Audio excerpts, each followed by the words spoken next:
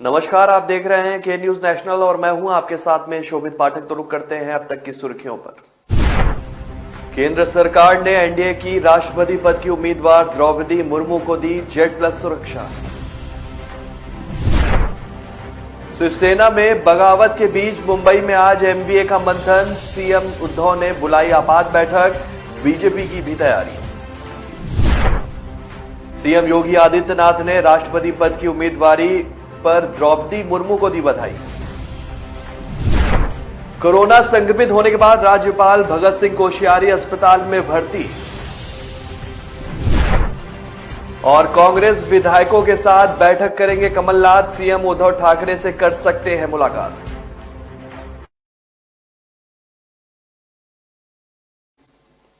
केंद्र सरकार ने एनडीए की राष्ट्रपति पद की उम्मीदवार द्रौपदी मुर्मू को Z+ सुरक्षा दी है। केंद्र सरकार ने द्रौपदी मुर्मू को सीआरपीएफ कर्मियों का Z+ सिक्योरिटी कवर दिया है।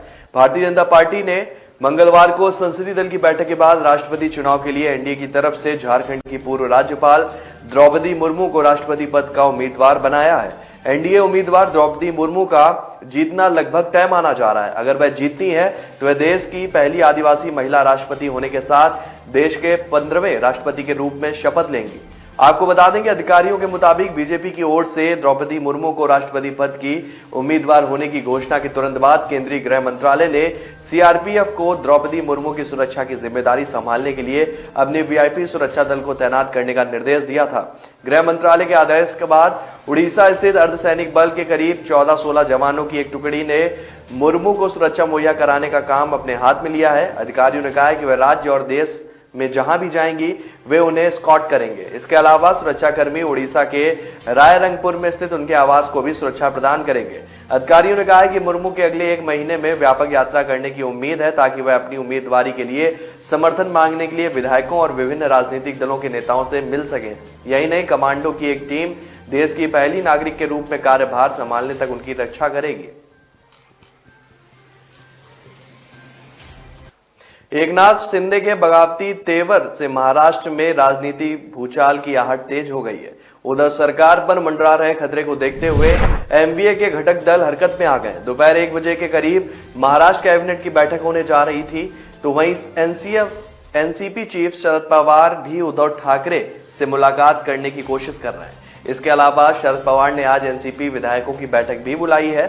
साथ ही महाराष्ट्र कांग्रेस विधायकों की भी बैठक होने वाली है।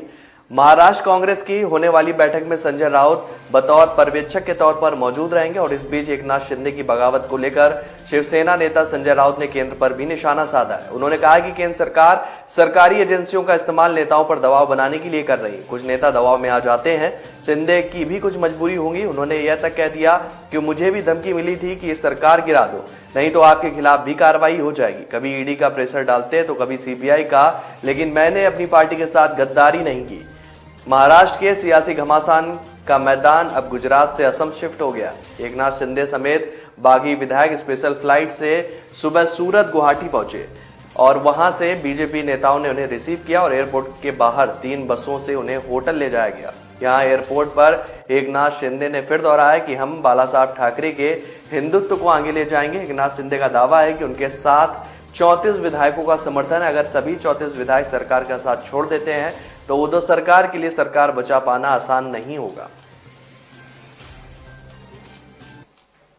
उत्तर प्रदेश के मुख्यमंत्री योगी आदित्यनाथ ने झारखंड की पूर्व राज्यपाल द्रौपदी मुर्मू को राष्ट्रपति चुनाव में बीजेपी नीति राष्ट्रीय जनतांत्रिक गठबंधन का प्रत्याशी बनाए जाने पर हार्दिक बधाई दी। मुख्यमंत्री ने रात एक ट्वीट में कहा कि झारखंड की पूर्व राज्यपाल द्रौपदी मुर्मू जी को राष्ट्रपति पद हेतु राजग का प्रत्याशी बनाए जाने पर हार्दिक बधाई। उन्होंने इसी ट्वीट में कहा कि जनजातीय समाज से आने वाली मुर्मू जी का इस हेतु चयन नए भारत में सबका साथ सबका विकास के प्रति कटिबद्धता का सशक्त प्रमाण है। और इसके अलावा प्रधानमंत्री नरेंद्र मोदी ने आगामी राष्ट्रपति चुनाव में एनडीए के उम्मीदवार के रूप में झारखंड की पूर्व राज्यपाल द्रौपदी मुर्मू के नाम की घोषणा के बाद कहा है कि उन्हें समृद्ध प्रशासनिक अनुभव है और राज्यपाल के रूप में उनका कार्यकाल भी उत्कृष्ट रहा है। मोदी ने उम्मीद जताई है कि वह देश की एक महान राष्ट्रपति साबित होंगी। उन्होंने ट्वीट कर कहा कि लाखों लोग जिन्होंने गरीबी का अनुभव किया है और जीवन में कठिनाइयों का सामना किया है, वे द्रौपदी मुर्मू के जीवन से शक्ति प्रदान करते हैं। नीतिगत मुद्दों पर उनकी समझ और उनकी दयालु प्रवृत्ति से देश को बहुत फायदा होगा।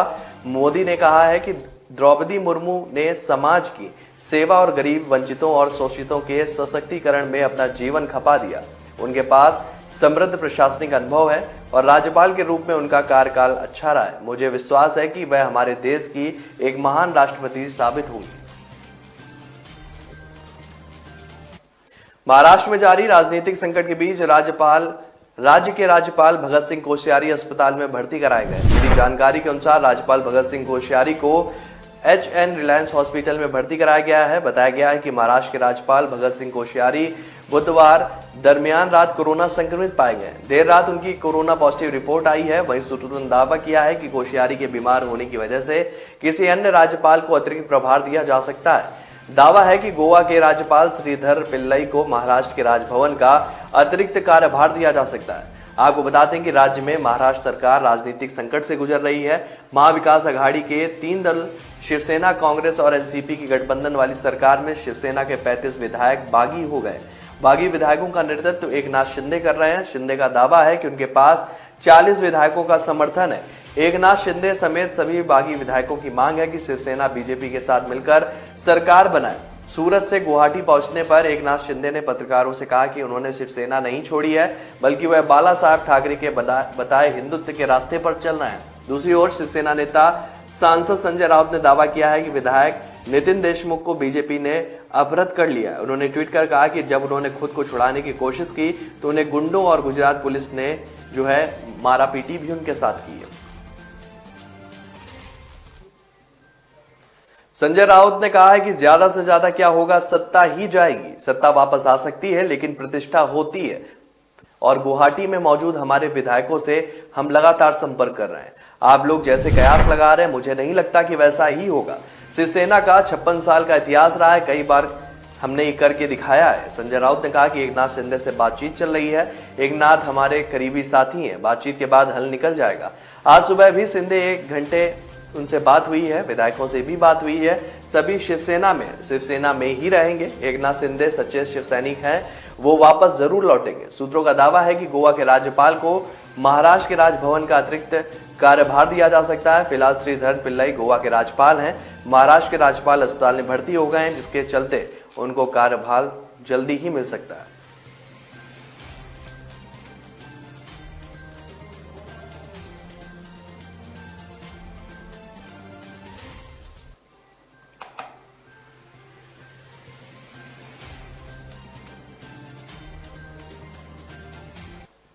ब्रेक पर जाने से पहले रुक करते हैं महत्वपूर्ण सुर्खियों पर। केंद्र सरकार ने एनडीए की राष्ट्रपति पद की उम्मीदवार द्रौपदी मुर्मू को दी Z+ सुरक्षा। शिवसेना में बगावत के बीच मुंबई में आज MBA का मंथन। सीएम उद्धव ने बुलाई आपात बैठक, बीजेपी की भी तैयारी। सीएम योगी आदित्यनाथ ने राष्ट्रपति पद की उम्मीदवारी पर द्रौपदी मुर्मू को दी बधाई। कोरोना संक्रमित होने के बाद राज्यपाल भगत सिंह कोश्यारी अस्पताल में भर्ती और कांग्रेस विधायकों के साथ बैठक करेंगे कमलनाथ। सीएम उद्धव ठाकरे से कर सकते हैं मुलाकात। कामयाबी की असली पहचान तभी होती है जब उसकी बुनियाद मजबूत हो, क्योंकि जिन्हें खुद पर भरोसा हो उनकी ताकत कभी कम नहीं होती है। इसलिए भरोसा करिए सिर्फ विकी पावर प्लस TMT बात पर। अब घर बनेगा स्ट्रॉन्ग, चलेगा लाइफ लॉन्ग। ब्रेक के बाद फिर स्वागत है आपका। रुक करते हैं आगे की खबरों पर। दिल्ली सरकार राज्य के बाजारों को ग्लोबल प्लेटफॉर्म देने जा रही है और इसके मद्देनजर केजरीवाल सरकार 10,000 विक्रेताओं के साथ दिसंबर से दिल्ली बाजार ई-पोर्टल की शुरुआत करेगी और उसके अगले 6 महीने में 1 लाख से अधिक विक्रेताओं को जोड़ने का टारगेट भी रखा गया है। और इस सिलसिले में DDC के उपाध्यक्ष जसवीन शाह ने सीएम अरविंद केजरीवाल के सामने एक प्रेजेंटेशन भी पेश किया और इसे लेकर सीएम अरविंद केजरीवाल ने कहा कि यह देश का पहला ऐसा पोर्टल होगा जहां दिल्ली के सभी बाजार एक पोर्टल पर होंगे। दिल्ली का हर व्यापारी और दुकानदार पोर्टल पर अपना प्रोडक्ट प्रदर्शित कर सकता है, जिसे दुनिया देख सकेगी और उसका सामान पूरी तरह और पूरी दुनिया में बिकेगा। दिल्ली सरकार पहले 1 लाख विक्रेताओं को पोर्टल से जोड़ने में मदद करेगी और मार्केट एसोसिएशन इसका सत्यापन करेगी। दिल्ली सरकार की तरफ से एक एजेंसी नियुक्त की जाएगी जो दिल्ली बाजार पोर्टल का सारा काम देखेगी। वहीं दिल्ली सरकार ई कॉमर्स कंपनियों से भी बात कर रही है जिससे कि वहां भी दिल्ली बाजार पोर्टल के प्रोडक्ट प्रदर्शित हो सके और खरीदारी की जा सके। आपको बता दें कि जीरो खर्च होने के कारण दिल्ली बाजार पोर्टल पर उपलब्ध प्रोडक्ट ई कॉमर्स कंपनियों की तुलना में सस्ते मिलेंगे। दिल्ली बाजार ई पोर्टल को लेकर दिल्ली सचिवालय में जो है मुख्यमंत्री अरविंद केजरीवाल के सामने रखी गई प्रेजेंटेशन में दिल्ली बाजार पोर्टल की प्रक्रिया की जानकारी दी गई। बताया गया है कि जिस तरह से ई कॉमर्स कंपनियां हैं उसी तरह से दिल्ली बाजार ई पोर्टल भी काम करेगा और दिल्ली बाजार पोर्टल पर दिल्ली के सभी बाजार सभी दुकानें उपलब्ध होंगी। दिल्ली बाजार पोर्टल इन बाजारों का प्रमोशन भी करेगा। समाजवादी पार्टी सांसद डॉक्टर शफीकुर रहमान बर्क अक्सर अपने बयानों को लेकर चर्चा में रहते हैं। बीते दिनों योगी सरकार में बुलडोजर एक्शन काफी चर्चा में रहा। इसको लेकर अब संभल में सपा सांसद ने एक बड़ा बयान दिया है। उन्होंने कहा कि देश के कानून में बुलडोजर का कोई भी जिक्र नहीं है। बुलडोजर का इस्तेमाल सिर्फ मुसलमानों को डराने धमकाने के लिए किया जा रहा है। सपा सांसद ने कहा कि मुसलमानों के बड़े बड़े मकानों पर बुलडोजर चला दिया गया और मुसलमानों को गोलियों का निशाना बनाया गया। हमारे नबी की शान में गुस्ताखी करने वालों पर ना बुलडोजर चला ना कोई कार्रवाई की गई। इससे सरकार की दोहरी पॉलिसी और दोहरी मानसिकता का पता चलता है। डॉक्टर बर्क ने सवाल किया कि क्या हमारे मुख्यमंत्री योगी बुलडोजर का इस्तेमाल सब पर करेंगे? हुकूमत आप चला रहे हैं तो क्यों लोगों को धोखा दे रहे हैं? उन्होंने कहा कि सभी इंसानों के साथ जो है बराबरी का सलूक किया जाए। मुसलमानों के साथ इतना जुल्म हुआ है कि उनके नबी की शान में गुस्ताखी की गई। डॉक्टर शफीकुर रहमान बर्क ने कहा कि आपने उसे गिरफ्तार नहीं किया जिसकी वजह से ये सब हुआ। उसके मकान पर बुलडोजर क्यों नहीं चलाया गया जिससे पूरी दुनिया हिल गई? इतने बड़े मुजरिम के खिलाफ सरकार कोई कार्रवाई करने को तैयार क्यों नहीं है? आपको बता दें कि सपा सांसद ने बिना नाम लिए पूर्व बीजेपी प्रवक्ता रही नुपुर शर्मा के बयान पर निशाना साधा है और बीजेपी सरकार द्वारा उन पर कार्रवाई नहीं करने पर सवाल खड़े कर दिए हैं।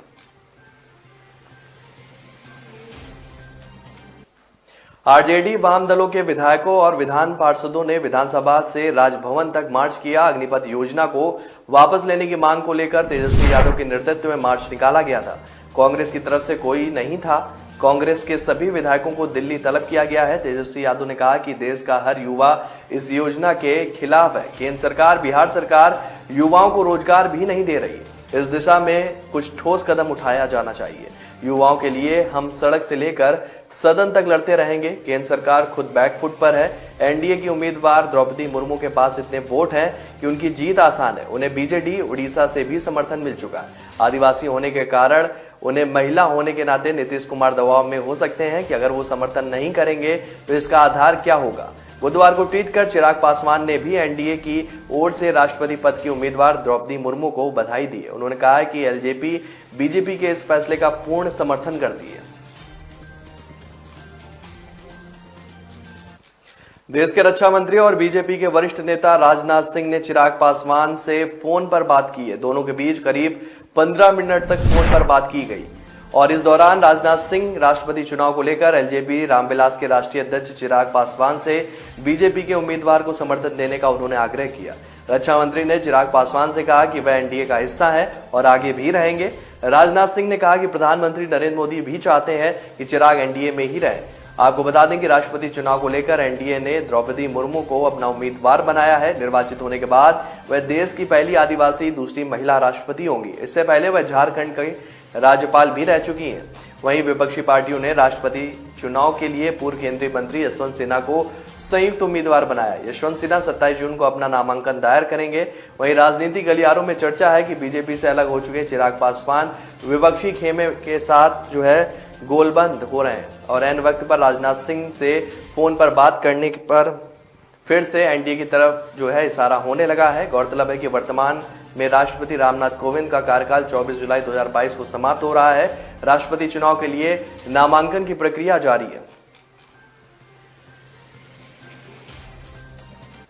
आजमगढ़ और रामपुर में होने वाले उपचुनाव के लिए चुनाव प्रचार खत्म हो गया है और इस लोकसभा की सीटों पर आगामी 23 जून को चुनाव होने वाला है। प्रचार के आखिरी दिन सीएम योगी आदित्यनाथ ने बिलासपुर के विलासपुर और मिलक क्षेत्र में सुशासन के पक्ष में उमड़े जन सैलाब को संबोधित किया। इस दौरान उन्होंने समाजवादी पार्टी पर जमकर निशाना साधा।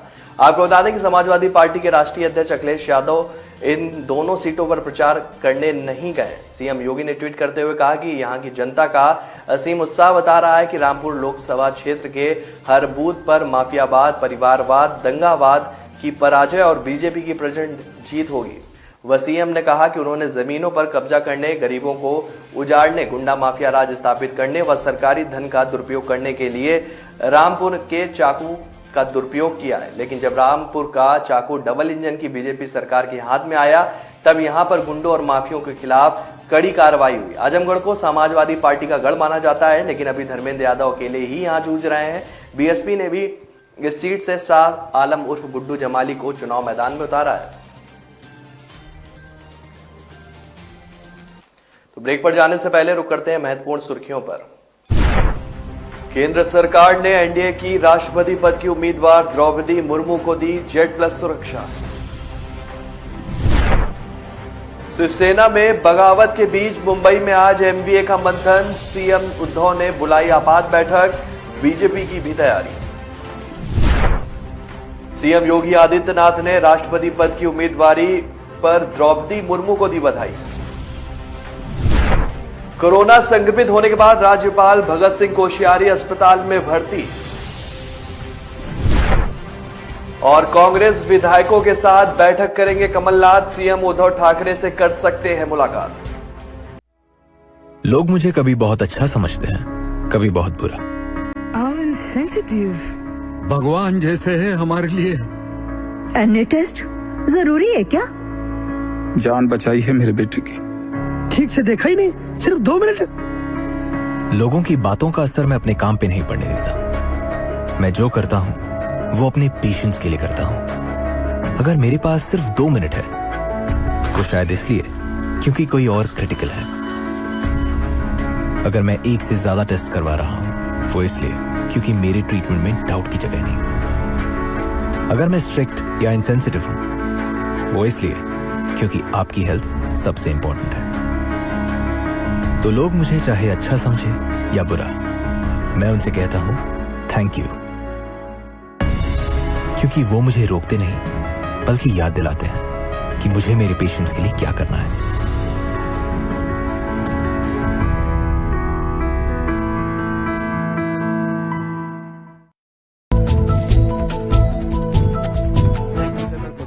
मी माझा मुक्काम वर्षावरनं मातोश्रीला हलवत आहे। मला कोणताही मोह नाही। मी ओढून ताणून खुर्चीला चिकटून बसणारा नाही। मी शिवसेना प्रमुखांचा पुत्र आहे। कोणताही मोह मला खेचू शकत नाही, अडवू शकत नाही, थांबवू शकत नाही। पण हे माझ्या समोर येऊन बोला। उगाच काहीतरी शिवसेनेशी आम्ही गद्दारी करणार नाही, पण ही शिवसेना आहे, आमची शिवसेना, कशाला तुम्ही हे करताय? या सगळ्या करण्यावरनं नुकसान कोणाचं होतं आहे? एक जी गोष्ट आपण लहानपणापासून ऐकत आलेलो आहोत, कुऱ्हाडीचा दांडा गोतास टाळ, तीच परिस्थिती आहे। ती काही जणांना ही म्हण माहिती आहे, पण त्या म्हणीमागची गोष्ट नाही माहिती आहे। ती गोष्ट अशी आहे की एकदा एका जंगलामध्ये एक लाकूड तोड्या झाड तोडत होता, म्हणजे त्याच्या कुऱ्हाडीचे घावच घालत होता। सगळे पक्षी त्याच्यावरती राहणारे हे कासावीस झाले की आपला आसरा असलेले हे झाड आता तुटणार, कोलमडून पडणार। पण त्याहीपेक्षा हे घाव घालत असताना या झाडाला वेदना किती होत असतील, म्हणून ते पक्षी त्या झाडाशी बोलायला लागले। आपल्याला निसर्गाची भाषा येत नाही, पण निसर्ग एकमेकाशी एकमेकाच्या भाषेत बोलत असेल, तर पक्षी त्याच्याशी बोलायला लागले झाडाला की दादा तुला खूप दुखत असेल ना रे, खूप वेदना होत असतील ना रे, की तुझ्यावरती हे कुऱ्हाडीचे घाव पडतायत। झाडाने काय उत्तर द्यावं की मला वेदना होत आहेत, दुःख होतंय, पण ते घाव पडतायत म्हणून होत नाहीये। तर हा लाकूड तोड्या ज्या कुऱ्हाडीने घाव घालतोय, त्या कुऱ्हाडीचं लाकूड हे माझ्या फांदीचं लाकूड आहे, त्याच्या मला वेदना जास्त होत आहेत, त्याच्या वेदना जास्त होत आहेत। हेच आज चाललेलं आहे, हेच आज चाललेलं आहे। कुऱ्हाडीचा दांडा हा आपला जे गोतास काळ, म्हणजे आपली जी राजकारणातली जन्मदात्री आहे, शिवसेना आहे, तिच्यावरती तिचंच लाकूड वापरून घाव कोणी घालू नका। या समोर बसा, मी देतो राजीनामा। चला, मी तुमच्या हातामध्ये आज मी माझ्या राजीनाम्याचं पत्र तयार करून ठेवतो आहे। जे आमदार गायब आहेत किंवा त्याने गायब केलेलं आहे, त्यांनी यावं आणि माझ्या राजीनाम्याचं पत्र घेऊन राजभवनमध्ये जावं। मी का नाही जात? कारण मला कोविड झालंय. त्यातून राज्यपाल महोदय म्हणाले की उद्धवजी को खुद को आने दो, चलो मैं भी आने के लिए तैयार हूं. मी यायला तयार आहे.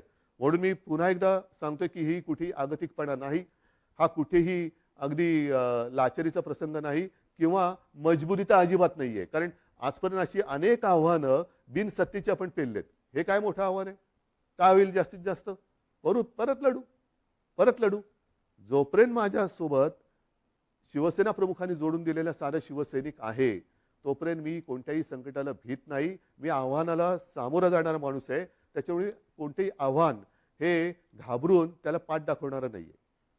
हे जसं मी मुख्यमंत्री पदासाठी बोलतोय तसंच मी आज माझ्या शिवसैनिकांना सुद्धा आवाहन करतोय. कारण का तरी शिवसेना बाळासाहेबांची शिवसेना राहिली नाही असं काही जे आरोप करतायत त्याला सुद्धा माझ्याकडे उत्तर आहे. ज्या शिवसैनिकांना असं वाटत असेल की मी शिवसेनेचं नेतृत्व करायला नालायक आहे त्याला मला सांगा, मी हेही पद सोडायला तयार आहे. मी शिवसेना पक्षप्रमुख पद पण सोडायला तयार आहे. पण हे सांगणारा विरोधक नाही. नाहीतर असे फडतूस लोक खूप आहेत. त्यांच्या सांगण्यावरनं किंवा त्यांच्या त्या काय ते ट्रेंडिंग ट्रोलिंग ट्विटर फिटर ह्याच्यासाठी मी काय त्यांना मी बांधलेलं नाहीये. मी माझ्या शिवसैनिकाला बांधलेलं आहे. आणि शिवसैनिक सुद्धा या भानगडीत पडणारा नाहीये. कारण तो फेस टू फेस संकटाला सामोरं जाणारा शिवसैनिक आहे. म्हणून त्यांनी सांगावं मी दोन्ही पदं सोडायला तयार आहे. पण मी मुख्यमंत्री पद सोडल्यानंतर जर शिवसेनेचा मुख्यमंत्री होत असेल मला आनंदाने मान्य आहे. पण त्याही पलीकडे जाऊन केवळ मी मुख्यमंत्री नको, दुसरा कोणी असला तरी चालेल, पण शिवसेनेचा म्हणजे उद्धव ठाकरे मुख्यमंत्री नको, दुसरा कोणी चालेल, चला तेही मला मान्य आहे. पण एकदा मला समोर येऊन सांगा. हे इकडून तिकडून नाही, आमचं तुमच्याबद्दल काहीच म्हणणं नाही आहे. पण तसं नसेल तर जोपर्यंत मी खुर्ची अडवून ठेवले तोपर्यंत काय होणार? काहीच होणार नाही. म्हणून एकदा ठरवूया, तुम्ही या किंवा तिकडनं फोन करा आणि सांगा की तुमचं आम्ही फेसबुक लाईव्ह पाहिलं, चॅनलच्या माध्यमातून पाहिलं, फेसबुकच्या माध्यमातून पाहिलं, आम्हाला तिकडे यायला संकोच वाटतो, पण तुम्ही म्हणालात त्याच्याप्रमाणे तुम्ही आम्हाला नकोत. हे स्पष्ट सांगा. मी या क्षणाला मुख्यमंत्रीपद सोडायला तयार आहे. आणि म्हणून बांधवांनो आणि भगिनीनो एकच सांगेन, शेवटी ही पदं येत असतात, पदं जात असतात. आयुष्याची कमाई काय? पदं नसतात. पदावरती बसल्यानंतर जे तुम्ही काही काम करता त्याच्यानंतर जनतेची प्रतिक्रिया काय असते ही आयुष्याची कमाई असते. आणि या 2.5 वर्षामध्ये जे प्रेम तुम्ही मला दिलत, कुठे झाली हो आपली भेट? पण ह्याच माध्यमातून मी तुमच्याशी बोलत आलो. आणि अनेक जणांनी मला सांगितलं की उद्धवजी तुम्ही बोलताना आमच्या कुटुंबातला एक माणूस आमच्याशी बोलतोय असं वाटतं. हे भाग्य मला नाही वाटत ह्याच्यापेक्षा आणखीन काय असू शकेल. ज्यांची ओळख पाळख नाही, दूर कुठेतरी राहतात, अगदी मुंबईत राहिले तरी भेटीचा कधी योग येईल असाही भाग नाहीये. पण या माध्यमातून जेव्हा मी तुमच्याशी बोलतोय तेव्हा तुम्ही आमच्या कुटुंबातले वाटतात. हीच तर आयुष्याची कमाई आहे.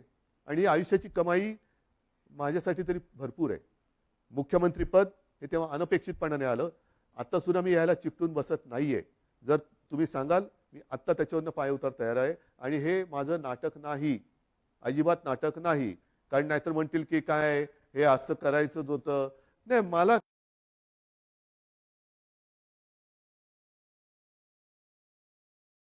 काय म्हणायचंय की तुम्ही संख्या किती कोणाकडे आहे हा गौण आहे विषय माझ्याकडे.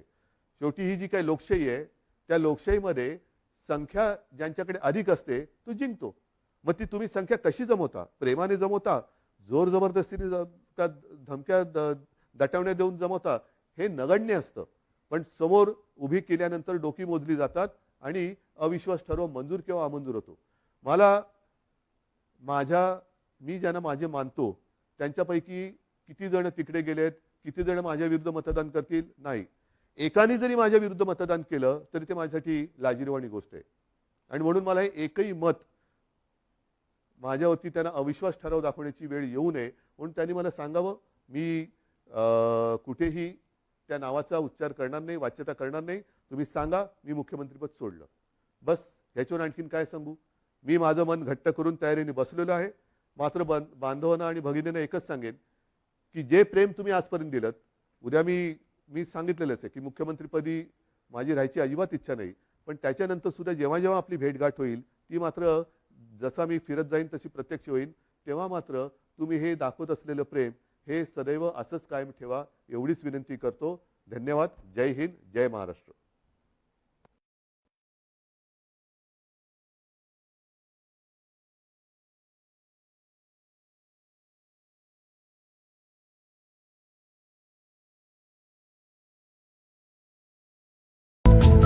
ब्रेक के बाद फिर स्वागत है आपका। रुक करते हैं आगे की खबरों पर।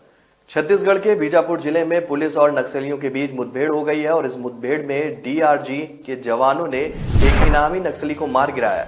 जवानों ने घटनास्थल से नक्सलियों का शव और सामान भी बरामद किया है। पुलिस के मुताबिक मारे गए नक्सली की पहचान भैरमगढ़ एरिया कमेटी के नक्सली कैडर राकेश के रूप में की गई, जो कि इनामी नक्सली था। वहीं मुठभेड़ के बाद इलाके की सर्चिंग भी जारी है। बताया जा रहा है कि पुलिस और नक्सलियों के बीच करीब 2 घंटे तक मुठभेड़ चली और जिसके बाद फायरिंग रुकने के साथ ही घटनास्थल पर सर्चिंग के दौरान एक पुरुष नक्सली का शव जवानों ने बरामद किया।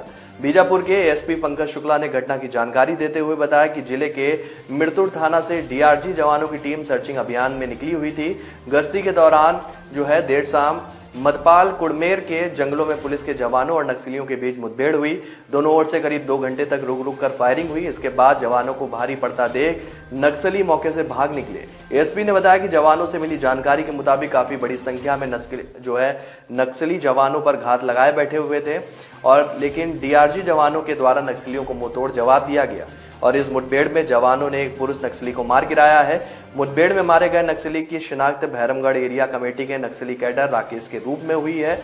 आपको बता दें कि नक्सली राकेश काफी लंबे समय से संगठन में सक्रिय था और कई बड़ी वारदातों में भी शामिल रहा है।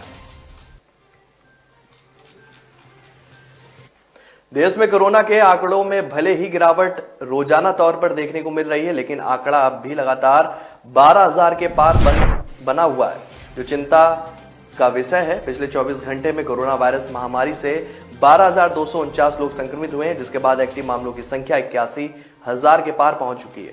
वहीं इस आंकड़े के बाद डेली पॉजिटिविटी रेट 3.94 पर जा पहुंचा है। स्वास्थ्य मंत्रालय के जारी आंकड़ों के अनुसार 9,862 मरीज कोरोना से मुक्त हुए हैं, जिसके बाद कोरोना से ठीक होने वालों की संख्या बढ़कर 42,72,05,055 हो गई है। वहीं मौत के आंकड़ों को देखा जाए तो पिछले 24 घंटे में 13 लोगों की मौत हुई है, जिसके बाद ये आंकड़ा 5,24,903 हो गया है। देश की आर्थिक राजधानी मुंबई में पिछले 24 घंटे के अंदर जानलेवा कोरोना वायरस के 1,781 नए मामले सामने आए, जो कल की तुलना में 471 ज्यादा है। वहीं पिछले दिनों कोरोना से 1 लोगों की मौत भी हुई थी। हालांकि सोमवार को 2 मरीजों की मौत हुई, जबकि मुंबई में सोमवार को 1,310 केस दर्ज किए गए थे।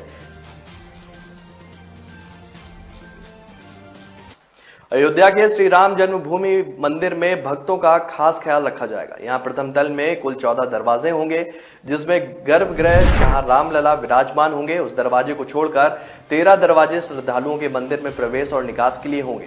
यह दरवाजे लकड़ी के होंगे या किसी धातु के, और इस पर डिजाइन कैसी होगी इस पर अभी चर्चा की जा रही है। मंदिर का यह वही प्रथम तल होगा जो जनवरी 2024 में राम भक्तों को दर्शन के लिए खोल दिया जाएगा।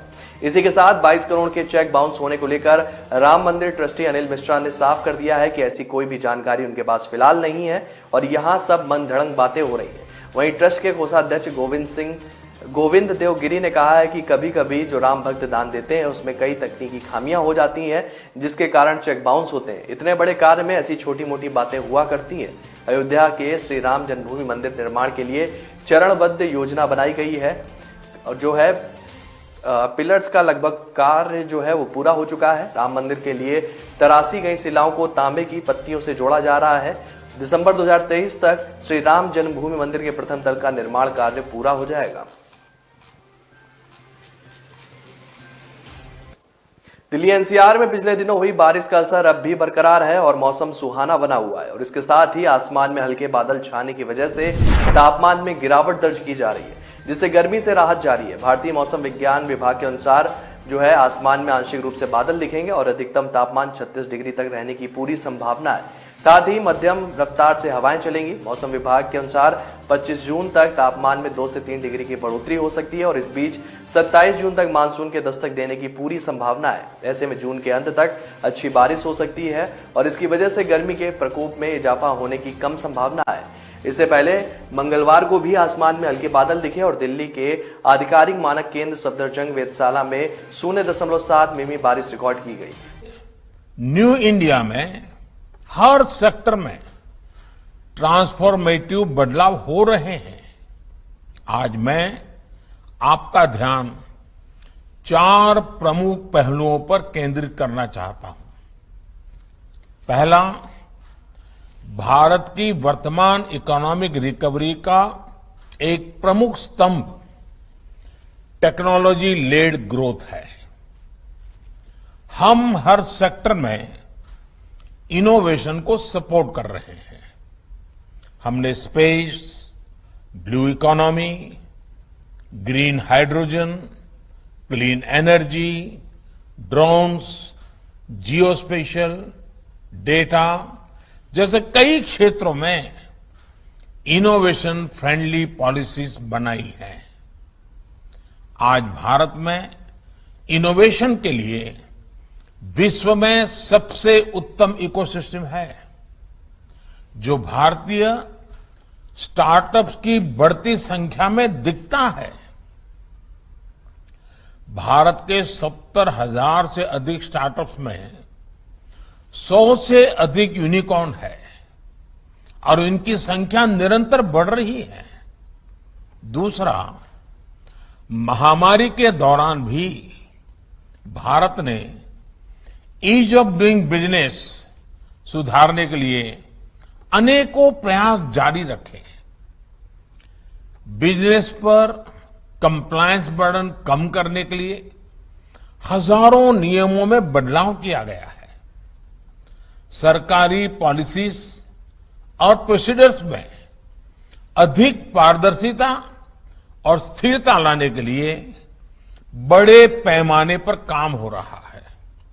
तीसरा, भारत में इंफ्रास्ट्रक्चर को व्यापक स्तर पर सुधारा भी जा रहा है और उसका विस्तार भी हो रहा है। इसके लिए भारत ने एक नेशनल मास्टर प्लान बनाया है और हमारी नेशनल इंफ्रास्ट्रक्चर पाइपलाइन के तहत $1.5 ट्रिलियन के निवेश के अवसर है। और चौथा, भारत में आज जिस तरह का डिजिटल ट्रांसफॉर्मेशन हो रहा है, यह विश्व में पहले कभी नहीं देखा गया। 2025 तक भारतीय डिजिटल इकोनॉमी की वैल्यू $1 ट्रिलियन पहुंच जाएगी। डिजिटल सेक्टर्स की ग्रोथ से वर्कफोर्स में महिलाओं की भागीदारी को भी प्रोत्साहन मिला है। हमारे आईटी सेक्टर में काम करने वाले 4.4 मिलियन प्रोफेशनल्स में लगभग 36% महिलाएं हैं। टेक्नोलॉजी बेस्ड फाइनेंशियल इंक्लूजन का सबसे अधिक लाभ भी हमारी ग्रामीण महिलाओं को मिला है। BRICS women business alliance Bharat में हो रहे इस ट्रांसफॉर्मेटिव बदलाव पर एक स्टडी कर सकता है। इसी तरह इनोवेशन लेड इकोनॉमिक रिकवरी पर भी हमारे बीच उपयोगी संवाद बन सकता है। मेरा सुझाव है कि ब्रिक्स बिजनेस फोरम हमारे स्टार्टअप्स के बीच नियमित आदान प्रदान के लिए एक प्लेटफॉर्म विकसित करे। मुझे विश्वास है कि ब्रिक्स बिजनेस फोरम की आज की चर्चा कामयाबी की असली पहचान तभी होती है